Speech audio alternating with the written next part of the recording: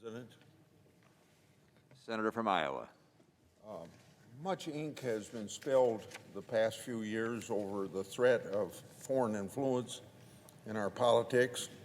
It's a topic I've spoken about many times on this floor. This issue has become highly politicized, but it requires bipartisan agreement to address. It's increasingly clear that our adversaries will stop at nothing to influence political discourse in our country. We can all agree that there's a real need to improve our nation's foreign influence laws. Fortunately, the Senate has a real opportunity today to finally do something about it. In 1938, Congress passed the Foreign Agents Registration Act, referred to by the acronym FARA. They did this in 1938 to expose Nazi propaganda and identify foreign attempts to influence policymakers and the American public. The bill was last updated in 1966, now requires those who lobby on behalf of foreign governments and interests to register affiliations and activities with the Justice Department. FARA reflects the fundamental principles that transparency brings accountability. Until recently, however, the law had been seldom used, and a few on K Street paid little attention to the necessity of registering under this act if they were lobbying for a foreign country. Of course, that's not due to a lack of foreign influence efforts.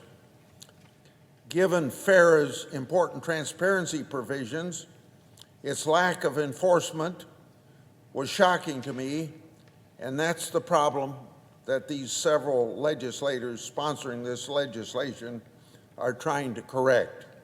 I first raised concerns about lackluster FARA enforcement in April 2015 when former Clinton White House staffer and lawyer for Georgian political party failed to register as foreign agents. I also raised concerns about work for Ukrainians by Paul Manafort and the Podesta Group.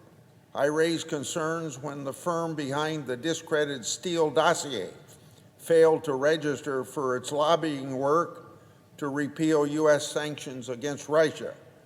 I even subpoenaed Manafort to testify at the Judiciary Committee hearing on the lax FARA enforcement. I praised Mueller for dusting off the law that had been ignored for so long.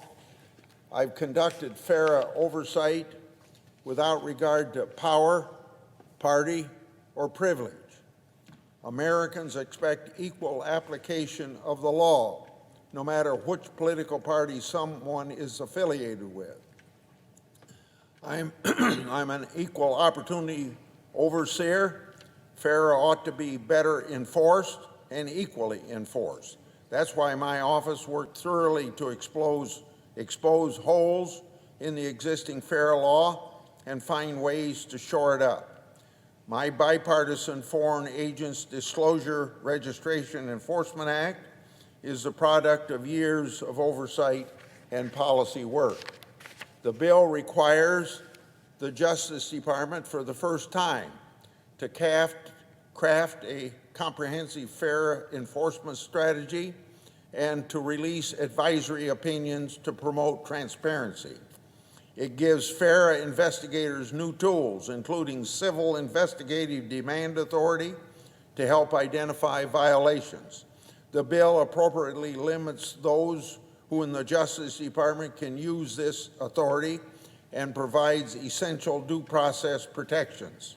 In fact, it's based on identical authorities in the False Claims Act, which I sponsored now 35 years ago, which for years, that False Claims Act has helped to root out waste, fraud, and abuse. The bill also enhances penalties for FARA violations to deter future abuses. It requires foreign agents to immediately disclose their clients. That way, policymakers know the true source and can make the most informed decisions. Finally, it requires a review of Lobbying Disclosure Act exemptions to determine whether it's been abused to conceal foreign influence efforts. Legitimate interest engaging in legitimate conduct shouldn't bear any unnecessary burden. That's why our bill strikes a real and right balance. But we must also ensure that FAIR's exemptions haven't created loopholes for foreign governments to hide their true intentions. I'm pleased to have the support from the chairman and ranking member of Judiciary Committee, the chairman and vice chairman of the Intelligence Committee. We have bipartisan support for on the Foreign Relations Committee, including Senators Shaheen, Rubio, Murphy, and Young, who've all worked to shine light on foreign influence. And we now have the sign-off of the chairman of that committee, along with support from this administration. Groups like the Project for Government Oversight and another group that goes by the name of Issue One endorse the measure, saying, quote, it directly addresses structural weaknesses of fairness. This is truly a bipartisan bill with common ground where it's usually tough to find it. The Senate should send a clear signal today that it's serious about shining a light on foreign influence by passing this bill. And before I make a UC request, I'd like to ask one of the leaders in this area, Senator Cornyn, to make comments, and then I'll do the UC request. Mr. President.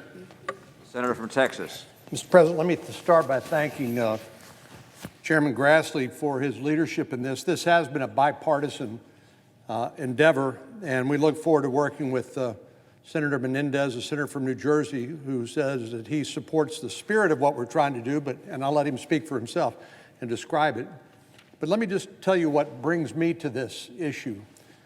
It's an experience we had in 2016 when we tried to pass the Justice Against State Sponsors of Terrorism Act. This was provided a carve-out in the doctrine of sovereign immunity that would allow Americans to sue foreign governments for financing terrorist attacks on American soil. And if that sounds familiar, it's exactly what they believe happened on 9/11, that a foreign government financed a terrorist attack, taking the lives of their loved ones on 9/11. When we tried to pass the Justice Against State Sponsors of Terrorism Act, I got called by a former colleague here in the Senate who happened to be representing the Kingdom of Saudi Arabia. And they were doing everything they could to prevent the passage of the bill. And I know they were working the phones trying to get anybody else they could get to object to the ultimately unanimous passage of the bill and overriding President Obama's veto. Next, we were met with not only lobbying, but veterans who were enticed to come to Washington, D.C. and stay at a local pricey hotel and to try to lobby Congress to make the argument somehow this was hurtful to our veterans who had served in the military. It didn't make any sense to me then, and it doesn't make any sense to me now. But what I'm suggesting is that our rivals around the world will use a number of creative ways to try to influence us by lobbying. That's why the Foreign Agent Registration Act is so important that we're talking about here.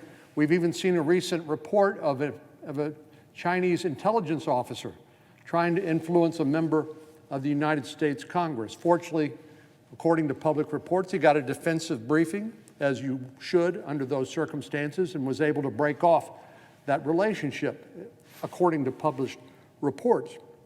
We know that the Communist Party of China is investing in things like the Confucius Institutes around our institutions of higher learning to try to influence the education of our next generation of leaders.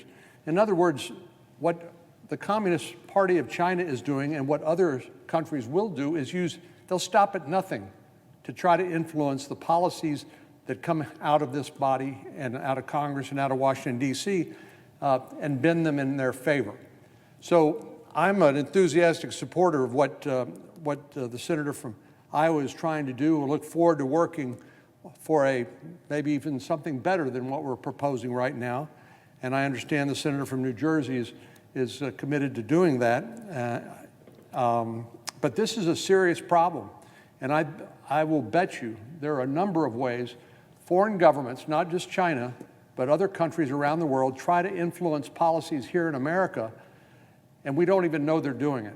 And this Foreign Agent Registration Act and reforming the Lobbying Disclosure Act to make sure that people have to file for full transparency that they represent a foreign government is so important. So I appreciate the leadership of my friend, Senator from Iowa, and look forward to working with our colleague across the aisle to try to get this done. 2 sentences before I ask consent.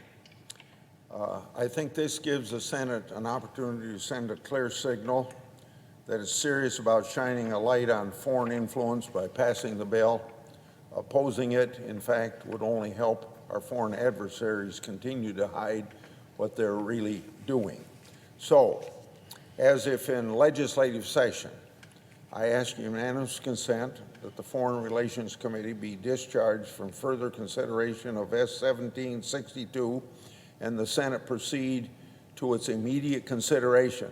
I further ask that the bill be considered read a 3rd time and passed, and that the motion be reconsidered, the motion to reconsider be considered made and laid upon the table.